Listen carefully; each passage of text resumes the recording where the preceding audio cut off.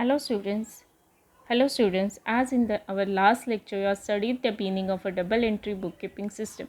This is the method which teaches us how to keep the records of a business, how to maintain the books of accounts of a business. And this double entry bookkeeping system is a complete scientific method of keeping the records based, because double entry system account record all both the effects of a transactions, right? That meaning is already we are learned in the last lecture.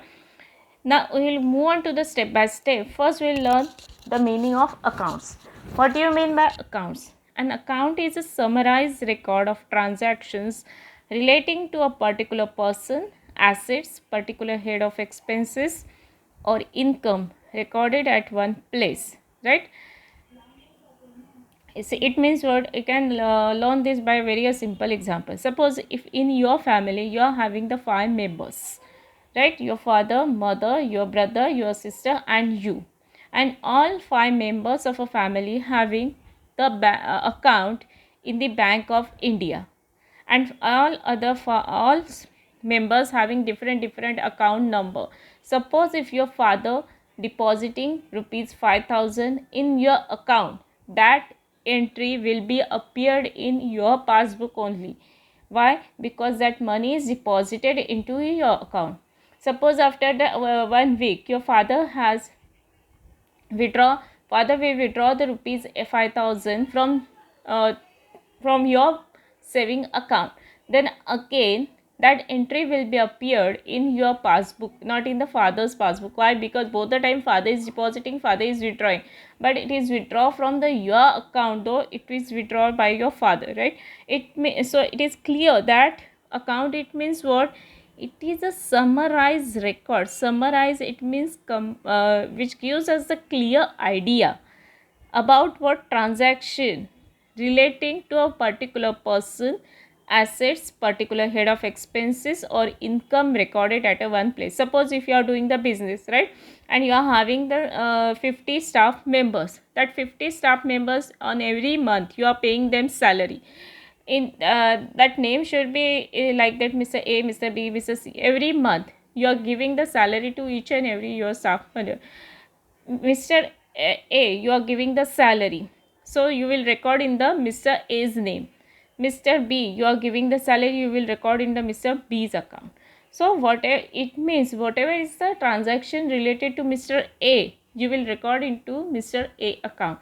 So in short and simple, you can say that an account is a summarized record of transactions relating to a particular person, assets, particular head of expenses or income recorded at one place, right? As we are knowing, when a person is doing the business, there are so many transactions were occurred into a one single day, and it impacts on a several accounts. So at the end of the period of time, it means at the end of the week, end of the month, end of the year, it is necessary for the businessman to balance the account and to find out the information like the total capital, total assets, total liabilities. So it can be gives a clear idea about the business to the businessman, right? Suppose you are doing the business and you are having the 10 customers. At the end of the every month, what you want to find, you want to know the information about from each and every customer, how much money is to be remains for receivable. It means what? Mr. A, if you Mr. A is your customer, he is purchasing in the whole month goods of rupees 50,000 and he pays only rupees 30,000, so 20,000 is remaining. Mr. B is again your customer. He purchased the goods of rupees 1 lakh. He pays only rupees 80,000.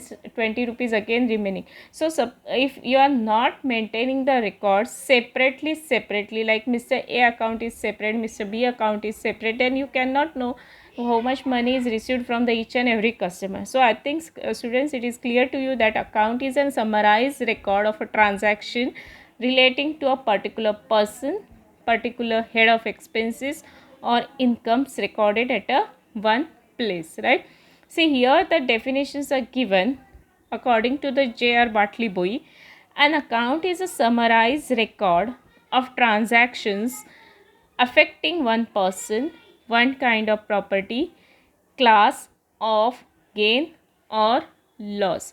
So students, keep in mind only one thing, that account means it is a summarized record of transactions relating to a particular person, assets, particular head of expenses or incomes recorded at a one place. And students, this chart is appeared in your textbook page number 22, which gives us a clear idea about the types of accounts, or which is known as what, classification of accounts. And these accounts are classified into a different types.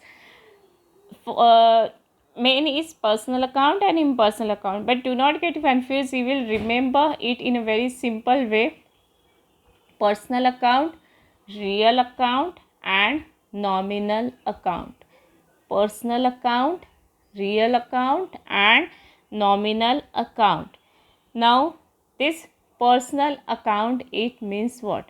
What is the meaning of person? Person, it means a single person, a single human being, right? So this personal account is classified again into three different types, that is natural personal account, artificial personal account and representative personal account. Since students, this is the whole chart, but we will move on to the step by step why each and every account in deeply. See, first one is what? Personal account. Now what is the meaning of personal account? This account represents a person or group of person with whom business deals. In simple terms, if you want to remember, if you want to know, understand what is the meaning of personal account, it is related to the person, right? Here the three types again they are showing you: natural person, artificial person, representative. Now person, as we are knowing, Mr. Ram, Mr. Sham, Sita, Geeta or Rajesh, Rahul, whatever is the name of the person, right? If in your transaction, if your question, if they are giving you the name Mr. Ram, Mr. A, which account? Personal account. Why? It is the name of the person, right? Second is artificial person account. Artificial, it means what? It is not created by God, it is created by law. It means what? Birth given by the law. What is that? Bank of Maharashtra, created by the government. Then ABC and Company, created by government. PMC, Punjab and Maharashtra, right? Again, it is created by law. BMC, Brihan Mumbai Municipal Corporation. TMC, Thane Municipal Corporation. It is all are created by the law. So here, if you want to remember, it is very simple, that includes accounts of organization, name of the company, name of the bank, name of the school, name of the any club. All these is which is created by the law is known as what? Person account. Is known as what? Personal account. Rotary Club, personal account. Lions Club, personal account. KEM Hospital, personal account. Right? This, so it is clear to you that name of the person, personal account. Created by the law, personal account. Now last one is representative personal account. What do you mean by representative personal account? This account represent a certain person or a group of person in business dealings. It means what?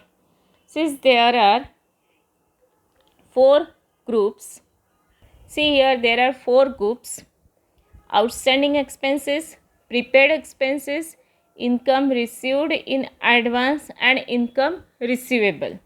Now what do you meaning by outstanding expenses? Your March month electricity bill you are paying in month of April, right? Your water charges for the month of March you are paying in month of April. Why? Because after completing each and every month the bill is generated and it is sent to you, and then you will pay the money. It means what? Outstanding, it means what? It is remains to be payable. You have to pay but you are unable to pay. It means what? suppose March month expenses, March month payments you have to made in the March itself only, right? But you are paying in the next month after completing the due date, then it is known as what? Outstanding expenses. Now example, this we can say that outstanding salary, outstanding rent, outstanding wages, all are the examples are personal account. Then prepaid expenses, pre it means before, paid it means already paid, before the due date you are paying. It is known as what? Prepaid expenses. You are taking the home on a rent basis and in advance you are paying the rent for the all 11 months in the first month itself. It means each and every month there is no need to pay the rent to the rent owner, to the landlord, right? It is known as what? Prepaid expenses. So prepaid salary, prepaid rent, prepaid wages, all these are examples are prepaid expenses. So students, remember, outstanding expenses, it means you have to pay but you are not pay on due date, you will pay afterwards, it is outstanding. Prepaid, it means paid already before its due date. Income received in advance, it means what? Suppose you are depositing the rupees 1 lakh into a fixed deposit into a bank, and interest on that you are receiving in the month of July, but instead of that if bank is paying you that money in the month of February, then it is known as what? Income received in advance. Or this you can it is not a perfect example, we can learn this by a simple second example. If you are having the another home, another flat which you are giving on a rent, and that tenant pay you the 11 months rent in advance, it is an income for you. You are receiving the rent in advance beyond of all the 11 months. So rent received in advance is an personal account. Again, outstanding income, you are depositing the money into the bank in fixed deposit, you have to receive the interest in the month of July, but due to certain bank reasons, government reasons, you are receiving that interest in the month of October. So interest receivable is an example of a personal account. So students, if you want to remember the personal account, it is very easy to remember name of the person, name of the organization, name of the company, name of the club, anything which is created by the law, name of person on all representative personal account is known as what? Personal account.